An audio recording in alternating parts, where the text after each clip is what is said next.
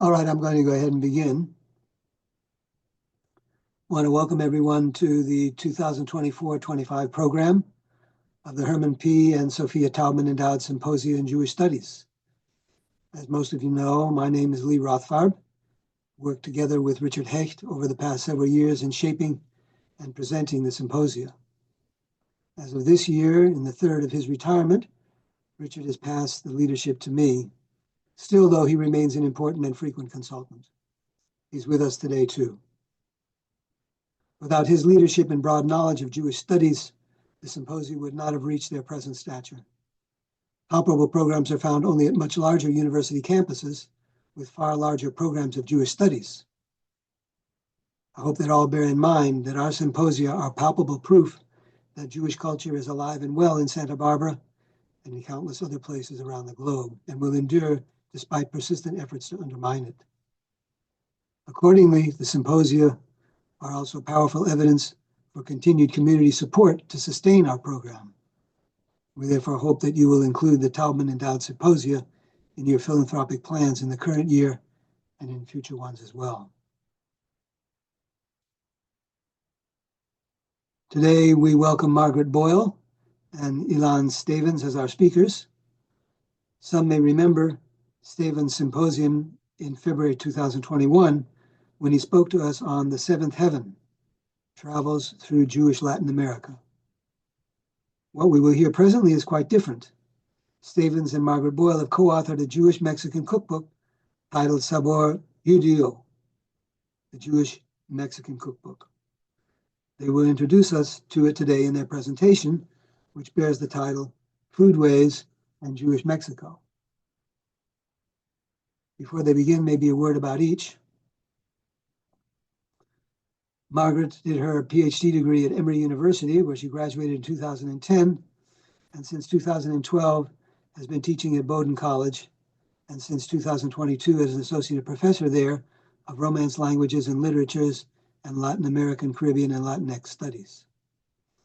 In addition to this cookbook, she's published a co-edited volume of essays and a monograph provocatively titled Unruly Women, Performance, Penitence, and Punishment in Early Modern Spain from 2014. In addition, she has 30 scholarly articles and book chapters. Of special note, 15 of them aimed particularly at the public sphere. She's been astonishingly active on the lecture circuit with 70 talks at various universities and conferences. Her work has been recognized and honored with 25 awards, among them a prestigious appointment in 2019-20 as a Fulbright Senior U.S. Scholar to Spain. And Professor Stavans, who's joined us in the meantime. Welcome. Hello. Ilan is an internationally renowned award-winning writer, translator, and teacher who has his PhD degree from Columbia University in 1990. Before that was at JTS, Jewish Theological Seminary, and at Metropolitan Autonomous University, Mexico City. Since 2001, he's been the Louis Sebring Professor of Humanities at Amherst College. Though that's not the only institution he's been associated with, though on shorter-term bases as honorific posts from 1998 to the present, he's been at various places a distinguished international scholar, Mellon Humanities Scholar in Residence, Distinguished Visiting Professor, Anniversary Professor, Exchange Professor, Associate Faculty, and Research Fellow. He's co-founder and academic director at large of the Great Book Summer Program held at Amherst, Stanford, Oxford, and Trinity Colleges. Frequent columnist at the New York Times, Chronicle of Higher Ed, Daily Hampshire Gazette, among other Spanish publications. He has upwards of 150 major awards, such as the National Endowment for the Humanities, NEH, and Guggenheim Foundation. So today we're going a journey into the cuisine of Jewish Mexico, though not just about the cuisine, about its embedment in culture there. And I look forward to hearing about that. With that, I'm going to turn it over to Margaret, I think, who will begin with her PowerPoint presentation. Welcome, Margaret. Thank you so much, Lee, for a beautiful introduction. We're thrilled to be invited to be part of the Taubman Symposium and talk more about Sabor Judío. First, I want to just credit our amazing photographer who's based in Mexico City, Ilan Rabchinsky. We're going to highlight some of the photos that you'll find in the cookbook that we hope will give you an introduction to some of the stories that we are telling through recipes. Before you continue, I'll just interrupt briefly to say that, as most of you know, listening in, any questions that you have go in the Q&A rather than answered one by one. And at the end of the presentation, we'll read them out and our co-panelists will respond. Go ahead, Margaret. So I want to begin just taking a look at this image. It's a series of 3 images that you'll find at the start and the closing of the book. And this was an idea inspired by our photographer to photograph an actual meal that Ilan and I and all of our collaborators had at the end of our time in Mexico City.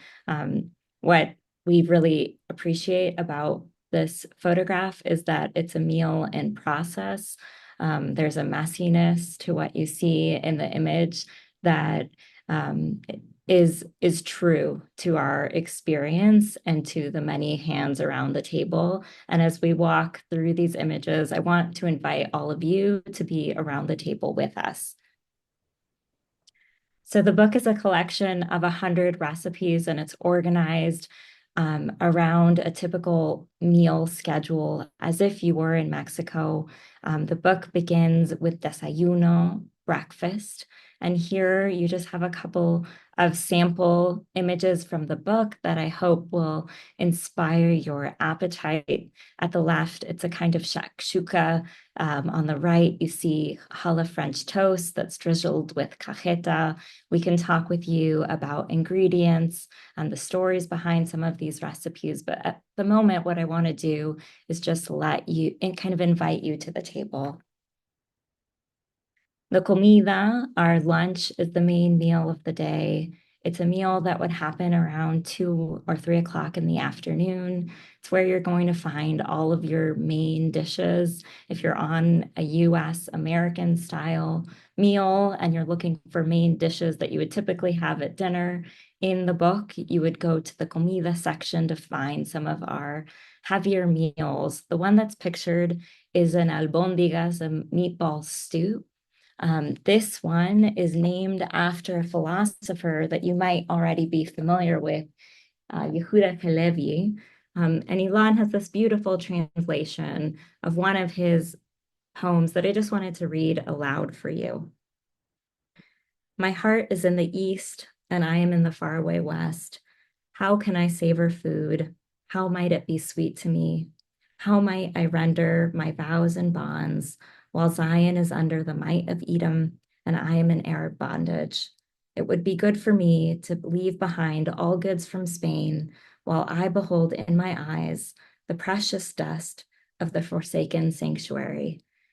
And you'll see throughout the book, Ilan and I take every opportunity we can to talk about this intersection between literature and history and food stories. And so we can deep dive into any one of these figures in just a minute. But I want to leave you thinking about diaspora. The third section of the book is cena, that would be dinner time. Here you'll find a variety of lighter bites, including tacos, which we're very excited about. I think we talk about our brisket tacos very regularly. Here they're marinated in 3 chilies, and there's a rhubarb sauce that tops it for this beautiful sweet and spicy combination. There's also lamb tacos that you would find in this section and other kind of small bites. The book almost concludes with sobremesa, where you'll find desserts and after dinner drinks. What we love about this section and the word sobremesa is the way that it invites you to linger around the table with us in slow conversation and community. Here's pictured a chocolate babka. This one comes from my great-grandmother, Malka, who we will tell you about shortly. And the final section of the book is Fiestas Judías. They're the Jewish festivals. We've created menus and short introductions to the primary holidays on the Jewish calendar. Our intention is to speak to both readers that are familiar with the Jewish holidays and invite people in who don't have the information. On the left, you see some of our paletas. One of them is based from Menashevitz. On the right, latkes with mole. I think Ilan and I say this is our favorite recipe 4 out of 5 times when asked. It's definitely on both of our Hanukkah tables. And I want to close our set of images with the letters that you see pictured on the right. So on the very far right of the screen, you see Ilan's grandmother's handwriting, and there you see her writing out the ingredients and instructions for a cake that's featured in the book.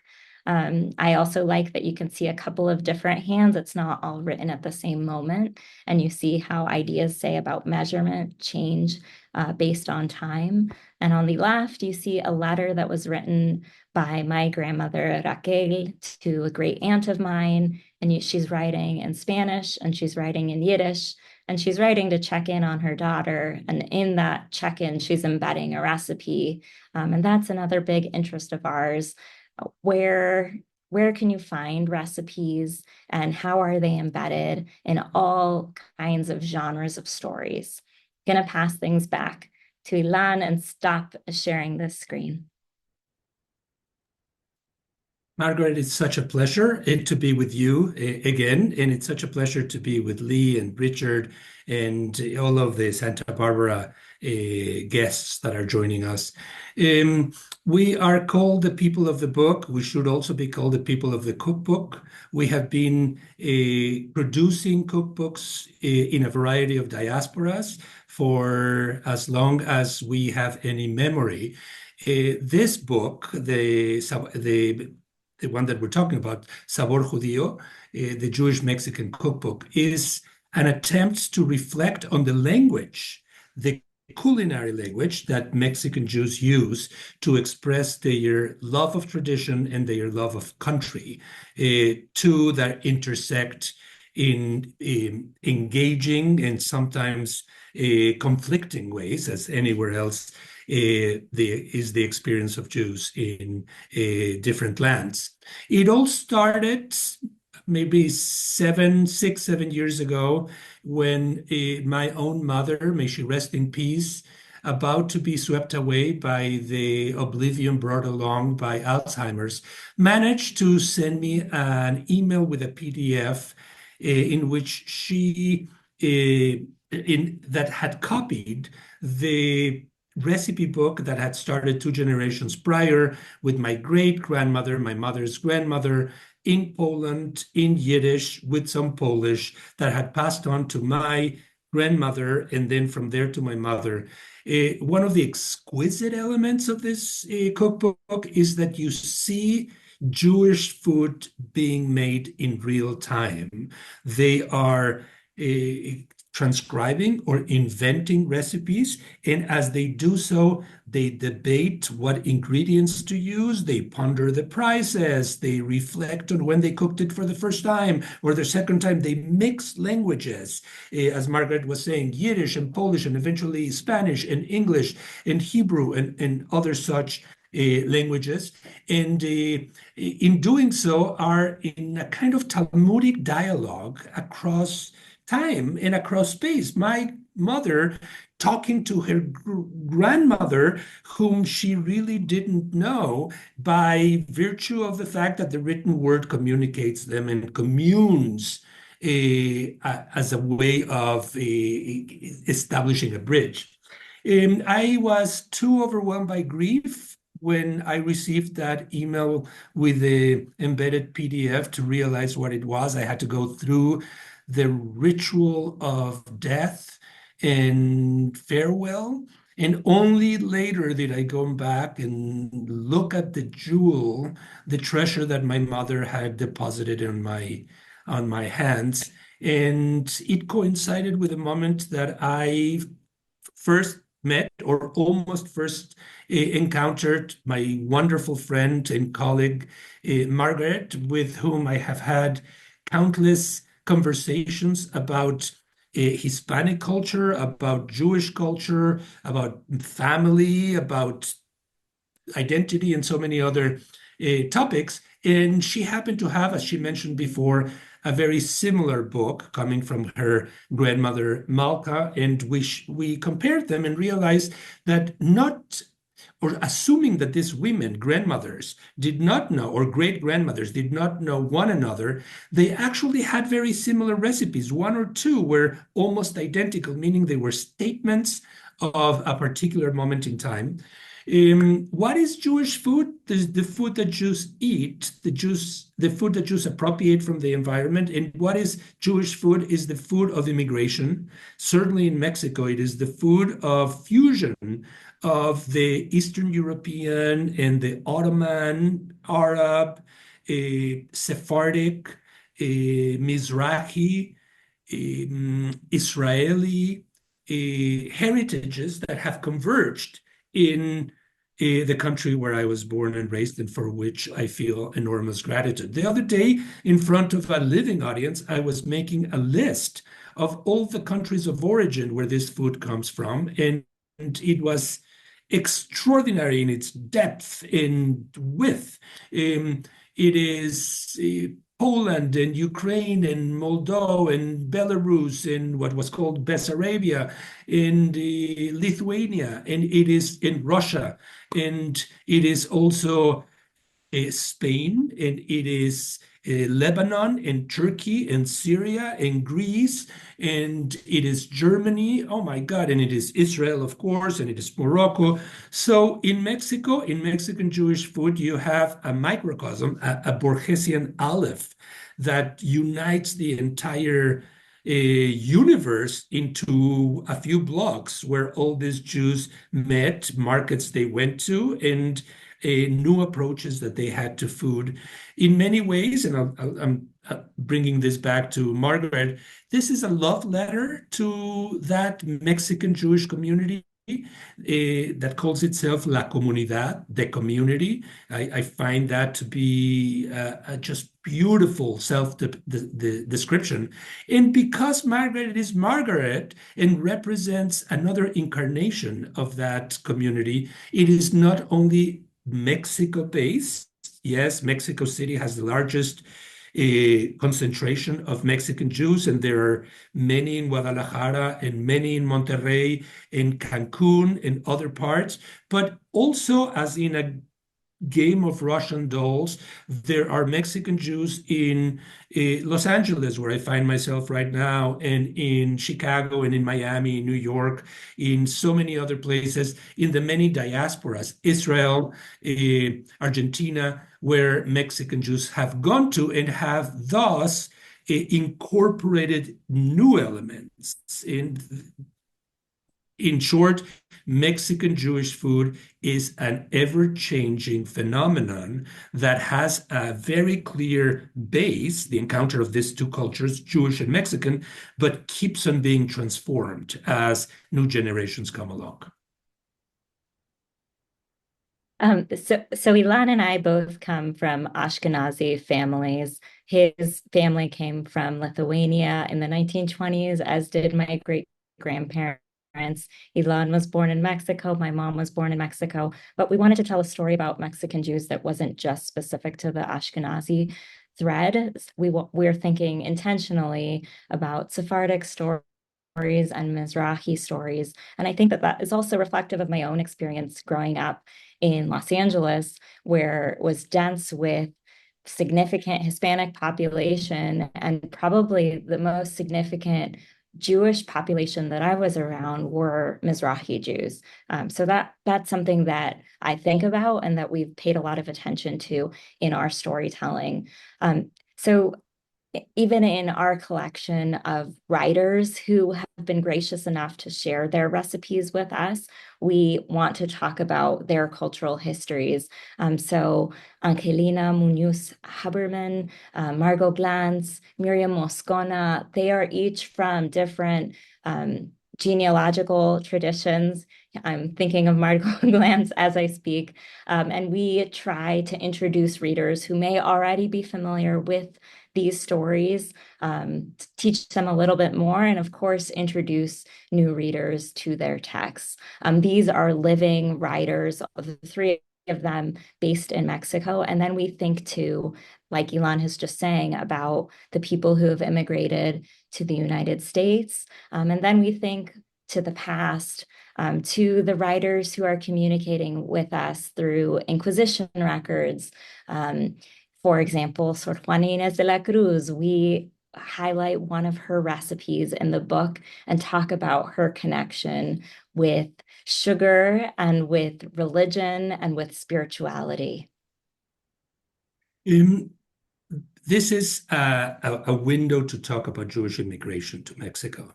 There are approximately between 30 and 40, maybe a little bit over 1,000 Jews in Mexico. Mexican Jews have been in Mexico for over 500 years. The first wave of Jewish immigration, I hesitate to describe as such, because they were the conversos, the marranos, the anusim, the crypto-Jews, the cristianos nuevos, new Christians, that came after 1492 with the expulsion from Spain and sought Nueva España, New Spain, as Mexico was called then, as a refuge, as a safe haven where they believed they were going to be able to practice in a somewhat more a free and open way, in a moderately freer way. The Inquisition was still very much active and pervasive in the Spanish colonies. There are many stories in the book of the conversos who, through recipes, passed on their tradition to the following generations. By the way, I should say each of the 100 recipes, once Margaret and I had decided to do this book together, we thought that it would be a good idea to expand it, not only from our families, but to many other members of the Mexican Jewish community, and placed an invitation, an ad in the Diario Judío, the main organ online of the Mexican Jewish community, for others to send recipes. And we were thrilled to be inundated with many that were coming from many quarters. The hundreds that we ended up choosing are a small sample of the plethora of possibilities that we got. Sometimes the same recipe was repeated in a number of ways. Sometimes it was a variation. Sometimes it was something totally different. But each of those recipes also arrived with their anecdotes, and the story allows along with the descriptions of how to cook, the instructions, the families or the women mostly, but also sometimes men, to tell how that dish was cooked by their ancestors and how it connects to them and the flavors of the past, so on and so forth. During the colonial times, conversos, crypto-Jews, managed to retain their identity. There are a couple of very significant incidents. I will not delve right now, maybe in the questions, if there are some in their stories. There were autos de fe, burnings at the stake, where some of them who had been captured, tortured, and interrogated by the Inquisition were used as examples of punishment, but at the same time turn into martyrs for the communities that embrace them as heroes. Their recipes passed along in letters and in diaries are in the book. The first truly Jewish, and I'm not in any way demeaning the previous one, but recognizably Jewish immigration is the one of Ashkenazi Yiddish-speaking Eastern European Jews. It happens from 1880s, roughly, to the 1930s. It comes from the Pale of Settlement. Mexico was not the magnet that the United States was or that Argentina was, but was a place of choice, And there are moments in the 20s where you can see 2,000 Jewish immigrants arriving from different places. Yiddish was their lingua franca, and Yiddish remained a language of instruction. I went to the Yiddish shul, Yiddish schools, and learned not only about Jewish history, but Mexican history as well, and other disciplines in Yiddish. Concurrent with this wave is the wave from the crumbling Ottoman Empire. And I mentioned some of the countries, Syria, Lebanon, Turkey. Ladino had been the language in the 19th century. It had switched purposely by the leadership into French or into Arabic. And so many of the Turcos, as they were called, the Turks, and we Ashkenazim were called los Polacos, the Poles, or los Rusitos, the little Russian ones. The Turcos spoke a variety of those languages, and it's just extraordinary to think that in downtown Mexico, two lines of tradition in Jewish life had the opportunity to re-encounter and maybe compare notes of the liturgy and the cuisine that they had. I very much enjoy imagining those encounters. Eventually, the Ashkenazi Jews built their own shuls, their own synagogues. The Sephardic Jews built their own, and there was some tension between the two. That tension has ceased somehow. There's much more dialogue between the two sides, but the two communities remain. The current president of Mexico is a woman. I say this with pride and with some pain that the north part of North America doesn't have a woman coming in January, who is both Sephardic and Ashkenazi, and who, as a result, connects those two. And I will just mention the other two immigrations. One happens in the 30s and 40s of refugee survivors that go through the Holocaust. I remember very vividly in the 70s seeing some of them for the very first time, or at least consciously seeing some of them. And after that group in the 1970s and thereafter, Yeredim, as we called them at that time, Israelis that were coming to Mexico and other parts of Latin America, but to Mexico, because that's our topic, to marry, to work, to teach, to do all kinds of other things. And their cuisine was also crucial. Hummus, shakshuka, baba ganoush, tahini, that entered the Mexican landscape. The book, as Margaret was saying, is a compendium of these various traditions with the various individualized histories of each of these dishes.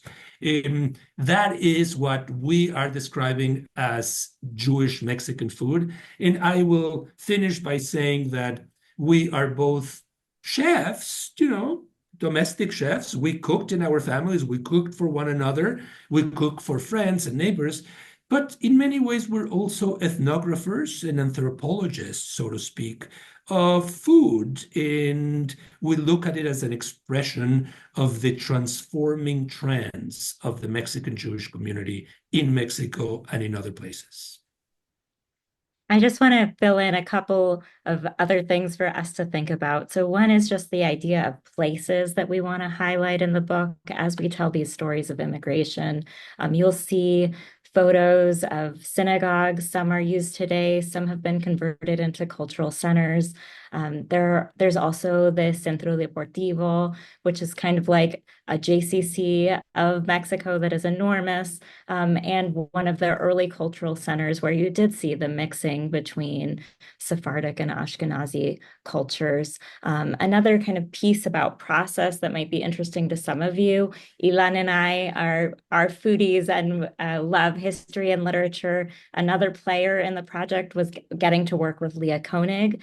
Once we went through this process of receiving recipes, from the newspaper collections and doing the translation and doing some cooking ourselves and with our students. We worked with Leah to test and standardize the recipes, and the back and forth with her was really interesting because for the first time she was cooking salsas and she was learning how to handle cactus leaves.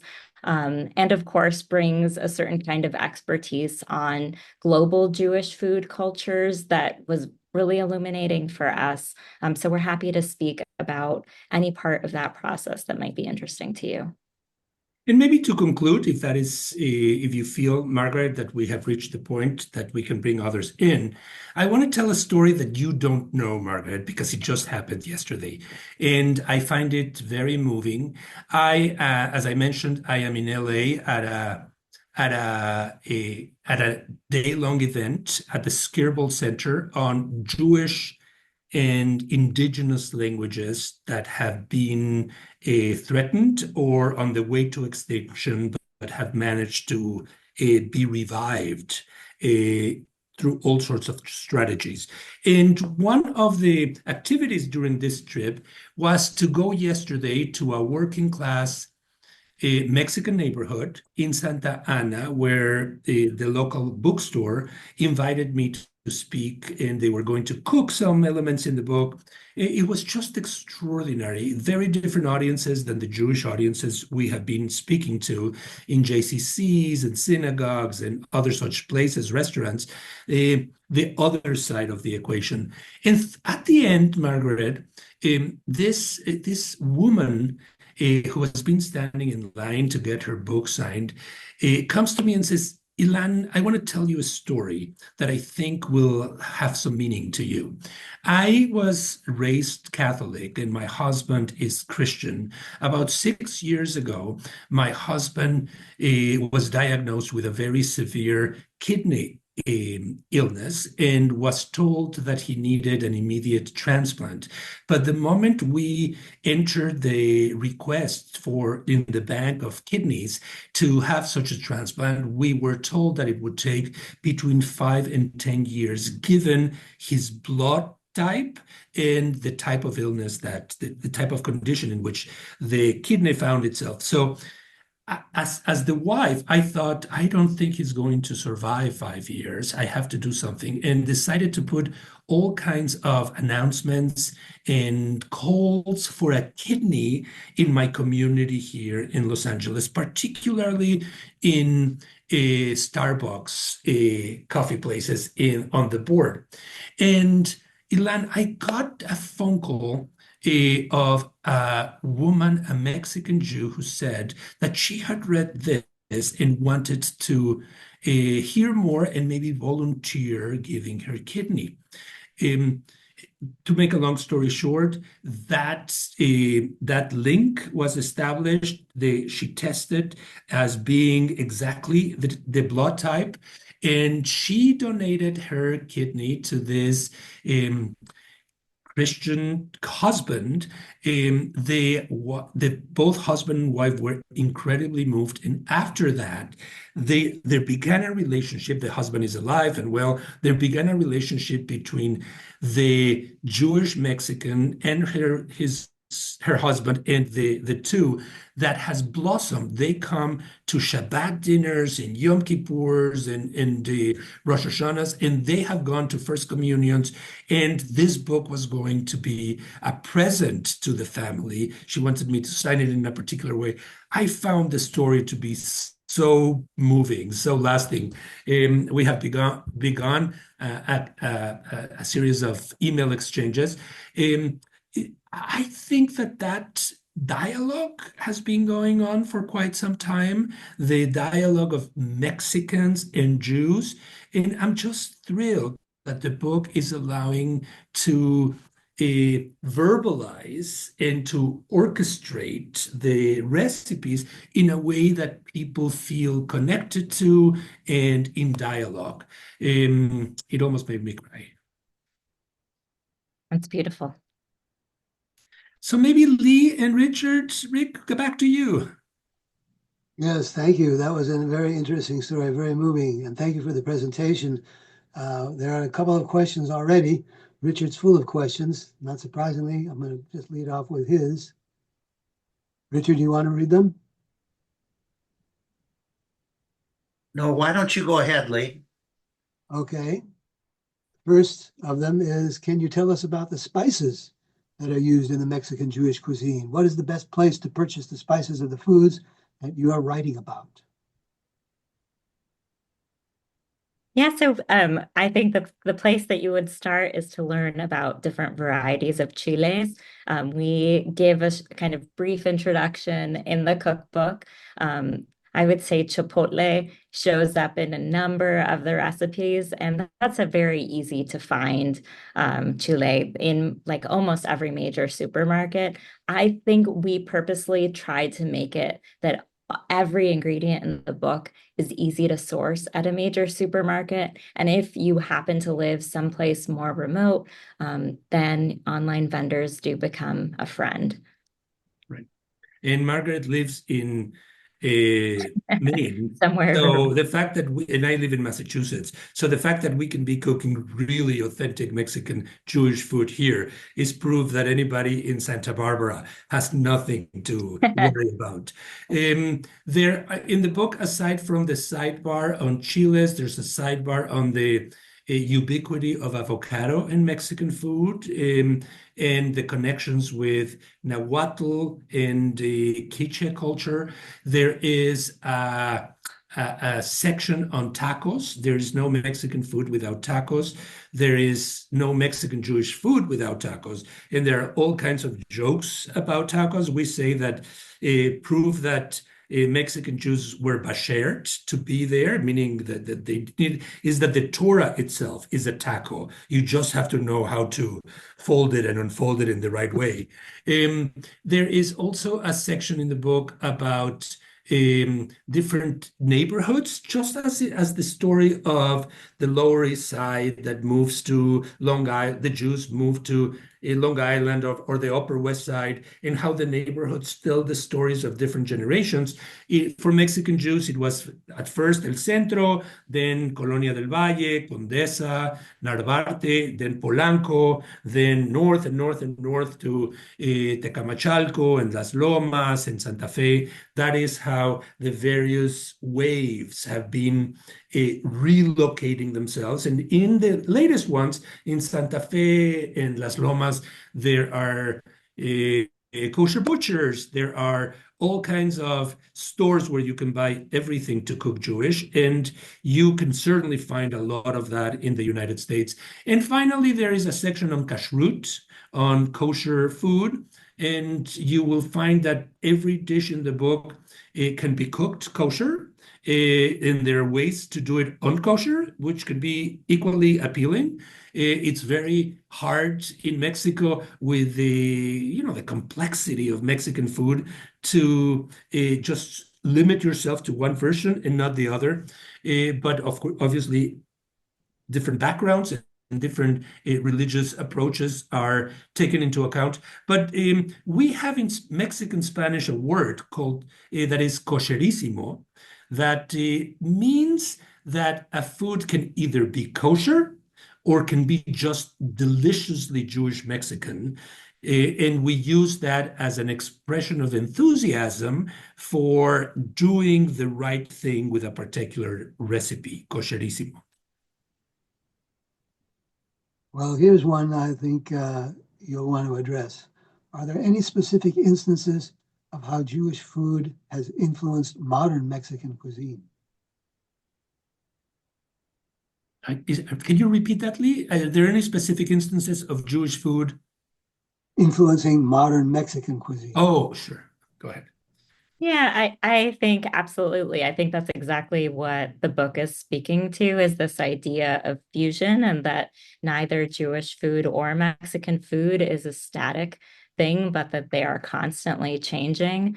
So what we find in the case of our family history is this desire, say, to recreate Eastern European foods, but you're not able to source all of the ingredients that would make it possible to replicate exactly what you had. And so you end up incorporating new and local ingredients, and that process of reinvention and changing of taste just keeps moving from generation to generation.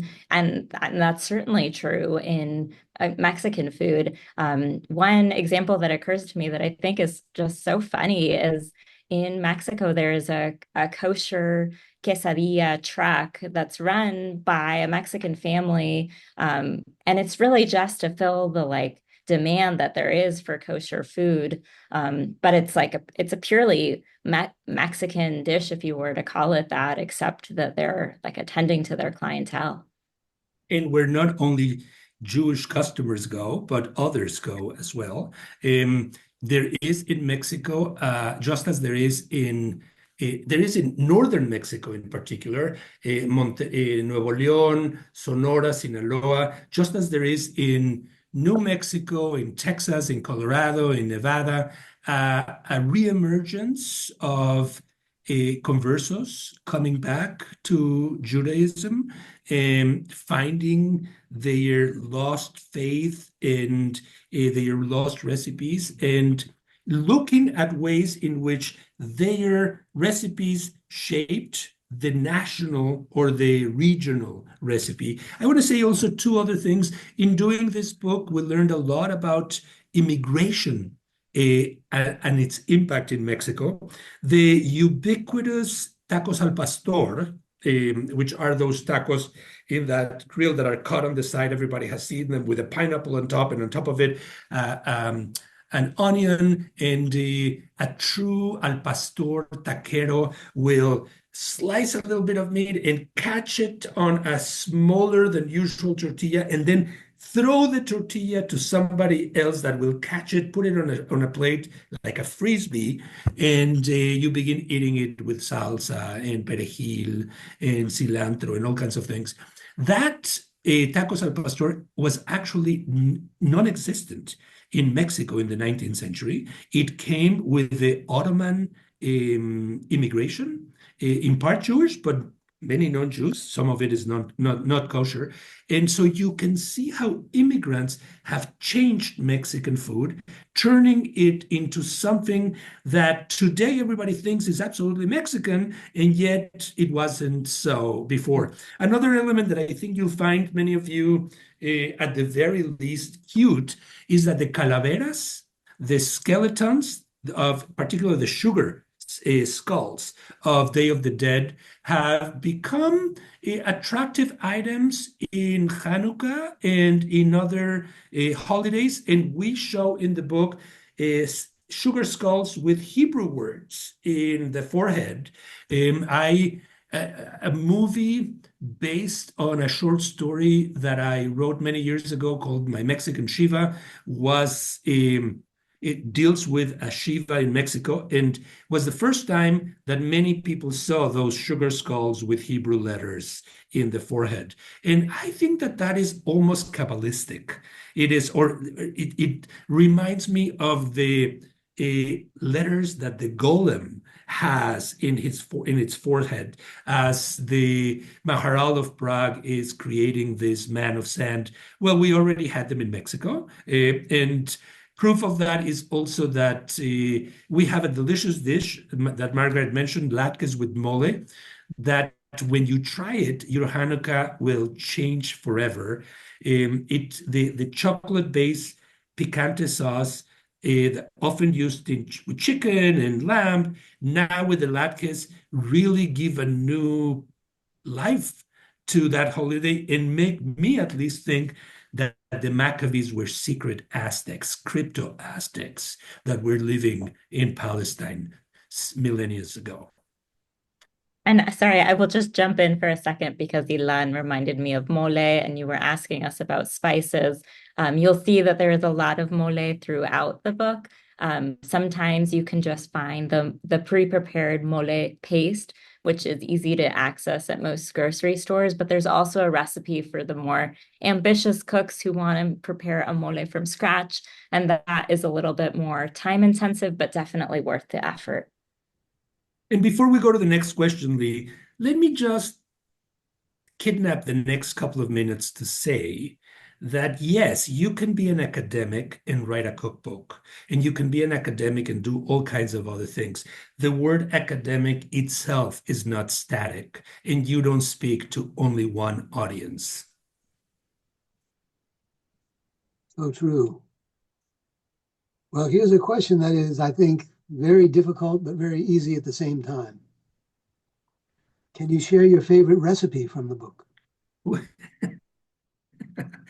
You go first, Margaret. Oh, I think every time we get asked this question, we give different answers. And so that's the way that we can handle it. I will talk about matzo ball soup because it's everybody's favorite. There are three amazing varieties in this book. My personal favorite is the one that is chipotle infused. I love it because you're not just altering the broth itself, but there's chipotle that's embedded into the matzo ball. And so I think biting into the matzo ball with a different kind of spice profile is a real joy, and a fun way to mix up any preconceived notions that you have about what it means to eat matzo ball soup. Although I will still say the spice can be curative. I will say that when I was little, I thought that gefilte fish was yuck fish, uninteresting, forced on me. I could never figure out what that slice of carrot was doing at the top and what that radish was doing next to it with that gelatin kind of like coming from outer space. It wasn't until it was mixed with either mole or salsas that I realized the potential of gefilte fish. Still not one of my favorite dishes, but now at least eatable. And I think that little carrot is a yarmulke or a sombrero that you put on the gefilte fish. And the other one that I would also mention is the brisket.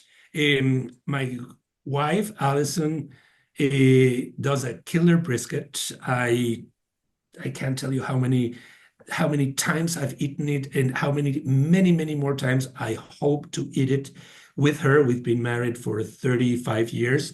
And the book has brisket tacos, brisket tortas, that are just exquisite. She doesn't like the photograph of the brisket torta. She thinks that it doesn't really come alive in the way, and I think she's right. So come to my house and try hers, and you'll see how photographs really can do things for 1,000 words, but can falsify the truth and will never give you the flavor. According to Eva Longoria, trip to Lyon, Jews invented the tortilla de harina when they tried to celebrate Passover with matzah. Is that true? Oh, anything that Eva Longoria says, I would say it's absolutely true, and then close my eyes and smile. I think that tortillas were really the first model for yarmulkes. Whenever the Jews started wearing yarmulkes, there was the invention of the first tortilla. This reminds me of my grandmother Miriam making really a sport of trying to convince everybody that Columbus himself was Jewish, and that his signature was Jewish, or the diary in which he wrote it was Jewish. And after many years, I think that Eva Longoria would agree. Well, here's a question we could probably end on. Could you both say something about your next projects? Are there more cookbooks in the offing? Yeah. Yeah. Ilan and I have just completed a book about the cultural history of Spanish dictionaries that we are very excited about, moving from Nebrija up through contemporary uses of Spanglish. I'm also at work on a book on women's health practices in the early modern period, including some recipes, some stories about Inquisition, and some prominent writers, Cervantes, Teresa de Avila. I want to also mention the cultural history of the Spanish dictionary. I have become I have felt deeply in love with dictionaries as cultural artifacts. I think a dictionary is a statement of not only how a language is at a particular time, but how it has arrived there and where it's going to. And aside from the book that Margaret and I have just completed, I have spent the last couple of years engaging in 20 different conversations with 20 different kind of high visibility dictionary makers in 20 different languages. The top editor of the OED, the top editor of Le Robert, the top editor of the Diccionario de la Lengua Española, Arabic, Chinese, Esperanto, Yiddish, Hebrew, Italian, Portuguese, and so on, to talk with each and every one of them about how dictionaries have shaped those particular languages, how they are nationalistic tools, or how they are expressions of cultural development. And it has been really just extraordinary to see dictionaries in a comparative way. So it's been an exciting time. Sounds very interesting. I want to thank you both for being with us today, taking the time, introducing us to this book with all of its yummy things. I hope that people will be interested to buy it. On the flyer, there was a discount coupon, or rather a code, that you can use at the University of North Carolina's Press's website to be able to get a 30% discount. So I hope that people will take advantage of that. Our next presentation in the Taubman series is in the early January. I'll be sending out a notice about it. It's about resistance to Nazi persecution during those times. Not just accepting the persecution, but fighting against it. Promises to be very interesting. And that will be a live event here in Santa Barbara at the Jewish Federation. So thanks again, remote from one coast to the other. A lovely presentation. And I wish you much success in the sales of this book. And I hope everyone will enjoy the recipes from it. Thank you very much. Muchas gracias. Thank you very much to you. everybody.